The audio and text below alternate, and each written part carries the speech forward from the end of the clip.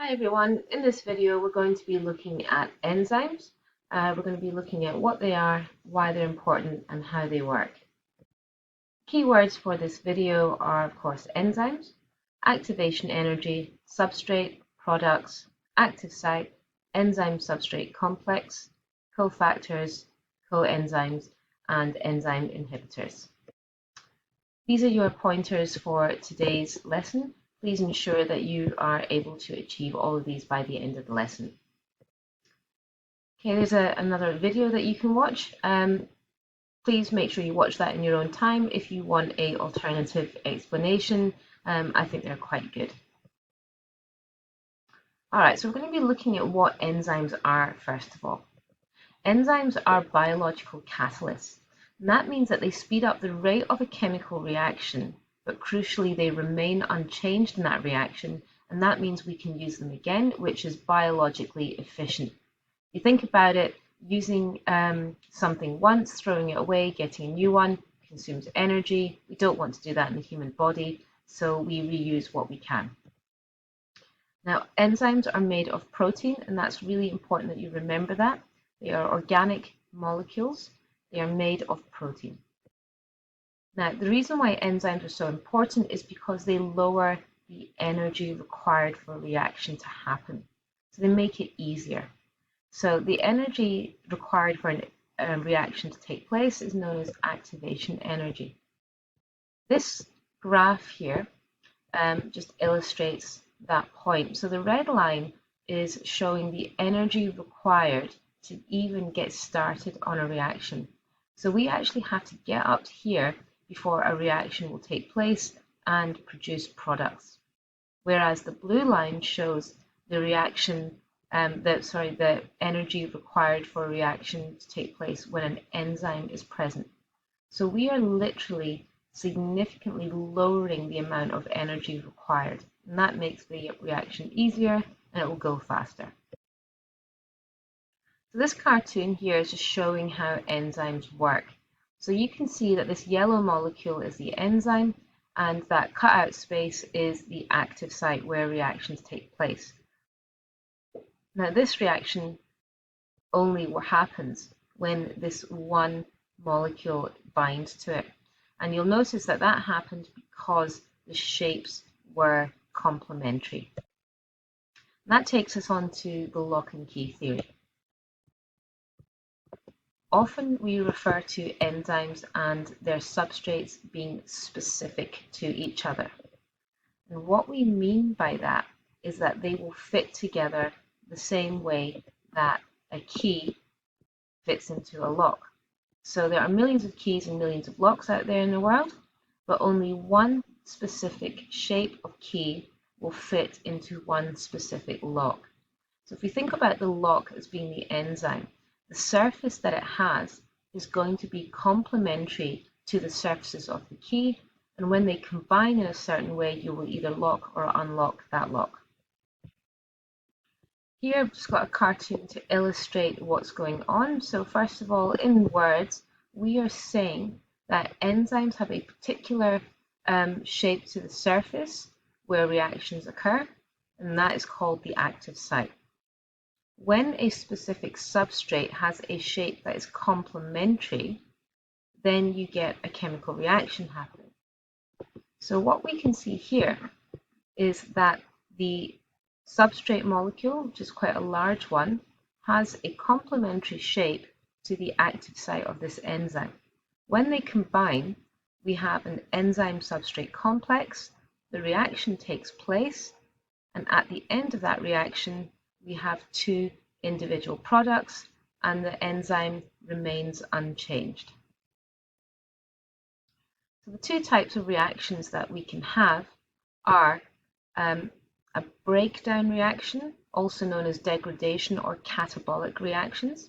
And these are typically digestive enzymes in the body. So they break down large molecules into smaller ones. Whereas on the other side, we have anabolic or synthesis reactions, where small molecules are built up into larger ones. Now, the the rate and activity of enzymes can be affected by various factors. The first one we're going to be looking at is pH. Now, the pH scale goes from 0 all the way up to 14. Anything from 6 and below is acidic, pH 7 is neutral, and anything from 8 and above is alkaline. So you can see from this diagram or this graph that the enzyme activity works best at pH 8, and it doesn't work so well as we get more into the acidic range or the higher up the alkaline range we go. So it has a value which it works best, and that is known as the optimum. Similar for pH is the same for temperature. So like you, enzymes like to work at their comfortable zone. So we don't like it when it's too cold, and we definitely don't like it when it's way too hot. We like it to be just that temperature that we find comfortable, and that's where we do our best work, and that's the same for enzymes. Now, what we need to understand here with temperature as for pH, by increasing the temperature, the rate of reaction will increase until we reach that optimum. However, when we get beyond the optimum temperature, in this case, you see a rapid decline in the rate of reaction. And that is significant. Now, what is happening there is that the enzyme is starting to break down because it's too hot. Now, on the way up, when it gets cold and we're getting warmer and warmer, what we are doing is we are increasing the amount of heat energy that's there. Therefore, that's converted into kinetic energy, which means that our molecules of substrate and enzyme have more kinetic energy, therefore are more likely to collide, and therefore a reaction is more likely to take place. So if we think about this idea of denaturation, we know that proteins will work best when they are at their best or optimum temperature. If we go beyond that, well then the shape of that active site will change and substrates can no longer bind with it. And we say that that enzyme has become denatured. If we look at this example of an egg, the white of the egg is protein. Now, in its at room temperature, in its raw form, it's clear and it's liquid. When we put that in a hot frying pan, as you can see down here, we can see that the protein structure has changed. It's changed from a liquid to a solid, and it's gone from clear to white. So these are all indicators a chemical reaction has taken place. And what has actually happened is that the chemical bonds have broken. And what we now have is a denatured protein. Because it's denatured, we can never go back to the way it was. So when you've denatured or destroyed an enzyme, you can't use it anymore. Okay, so this little cartoon is just to illustrate that point. We don't like working in cold temperatures. The rate of reaction is slow. As we increase the temperature, the rate of reaction increases until we hit this point here, which is 37 degrees. That's human body temperature, of course. This is our optimum.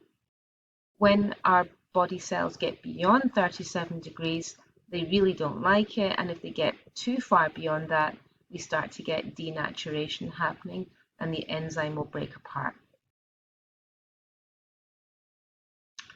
Okay, so when we look at denaturation, what we are really showing here is that the substrate, that's that purple molecule, and the enzyme can no longer combine, and this is because the shape of the active site has been destroyed.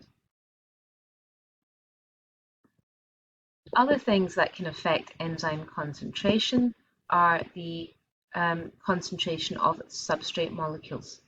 So in this picture, we're seeing that there aren't very many substrate molecules, and these aren't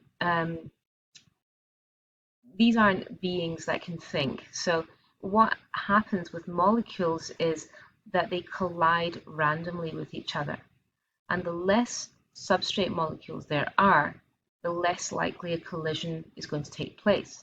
So we can see that the rate of reaction is quite low.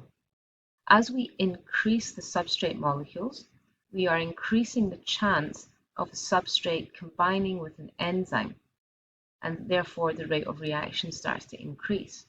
Now, if we increase that substrate concentration even more, we can see that all of the enzyme's active sites have been occupied and that rate of reaction cannot go any faster.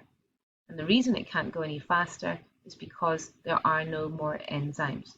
Therefore, the rate of reaction is limited by the number of enzymes, and it's no longer limited by the number of substrate molecules. You can see in this graph that we start to level off at this high level.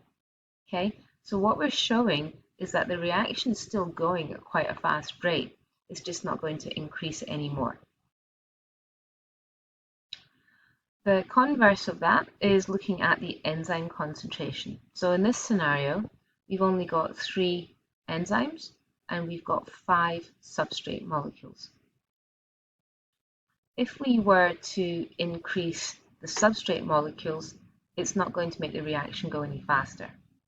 But if we increase the number of enzymes, then hopefully we'll have more substrates combining at active sites. Again, the reaction will increase to a certain point, and then something other than the enzymes become the limiting factor.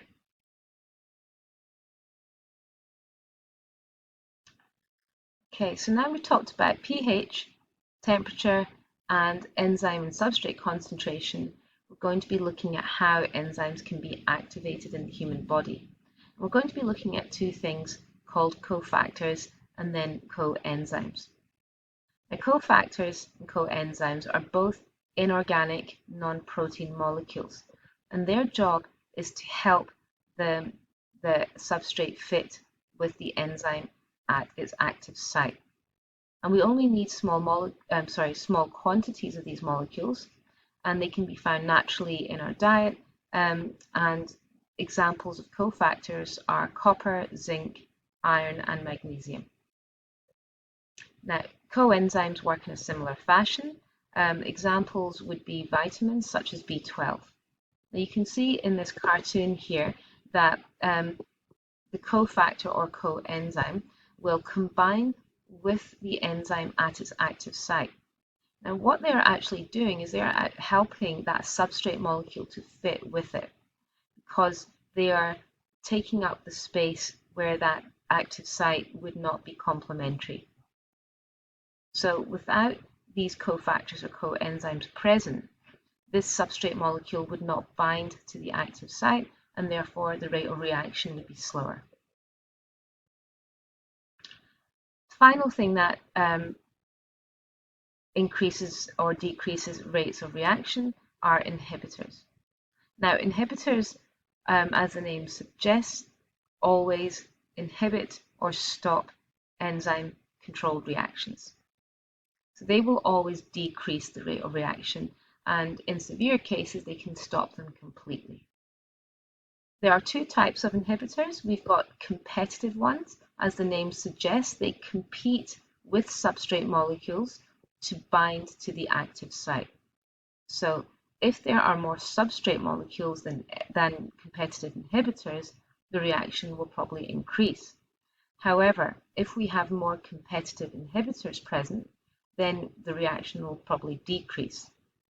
Now, competitive inhibitors are naturally occurring, and they help to regulate a reaction so it doesn't go out of control.